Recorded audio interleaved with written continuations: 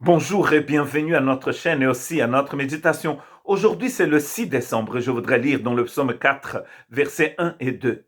Au chef de chantre, avec instrument à cordes, psaume de David.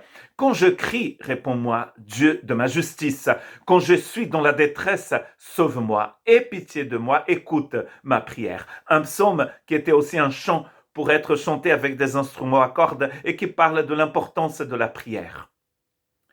Ésaïe chapitre 64 dit, cependant, ô Éternel, tu es notre Père, nous sommes l'argile et c'est toi qui nous as formés. Nous sommes tous l'ouvrage de tes mains. Nous considérons que c'est lui qui nous a créés, c'est lui qui nous a fait. Et nous faisons confiance en ce Seigneur qui est notre Père. Et d'ailleurs, Jésus nous apprend à prier en disant, notre Père qui est aux cieux. Nous savons qui nous sommes parce que nous savons qui il est en nous.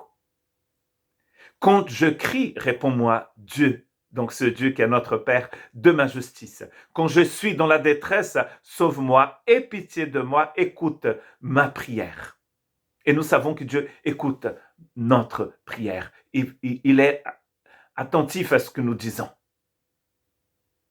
Mais dans le verset 3, il dit une chose dure. Fils des hommes, jusqu'à quand ma gloire sera-t-elle outragée? Jusqu'à quand aimerez-vous la vanité? Cherchez-vous le mensonge? Jusqu'à quand? Sachez que l'Éternel s'est choisi un homme pieux. L'Éternel entend quand je crie à lui. L'homme pieux, quand il crie, l'Éternel l'entend. Mais quand il a du mensonge, quand on cherche la vanité, nos prières ne sont pas exaucées. Car nous ne cherchons pas le Seigneur. L'homme pieux, c'est celui qui veut marcher comme le Seigneur, qui veut marcher sur la voie du Seigneur. Jésus nous donne une clé très importante dans Jean chapitre 15, verset 7, quand il dit « Si vous demeurez en moi et que mes paroles demeurent en vous, demandez ce que vous voudrez et cela vous sera accordé. » Très intéressant. Est-ce que ça veut dire que Dieu nous donne tout ce que nous demandons? Mais non. Ce que le texte dit, c'est que si nous demeurons en lui, si ses paroles demeurent en nous, là, ce que nous demandons, il va nous donner. Dieu ne va pas nous donner quelque chose qui est contre sa propre volonté. Mais comment vous allez connaître sa volonté? Vous allez connaître sa volonté dans une relation intime avec lui. Quand ses paroles sont en vous. Nous avons étudié la semaine dernière dans notre église par un cher frère anglais qui était chez nous, qui était un stagiaire chez nous. Il nous a parlé de la volonté de Dieu. Comment connaître la volonté de Dieu? Et nous avons été surpris. Il n'a pas dit comment connaître la volonté de Dieu pour savoir à qui vous allez vous marier, si vous allez acheter une maison au Pays Basque ou pas, si vous allez accepter une offre de boulot ou pas. Non, c'est pas ça. C'est l'éternelle volonté de Dieu. Et d'ailleurs, dans cette éternelle volonté de Dieu, il a la sanctification. Dieu veut que nous soyons saints.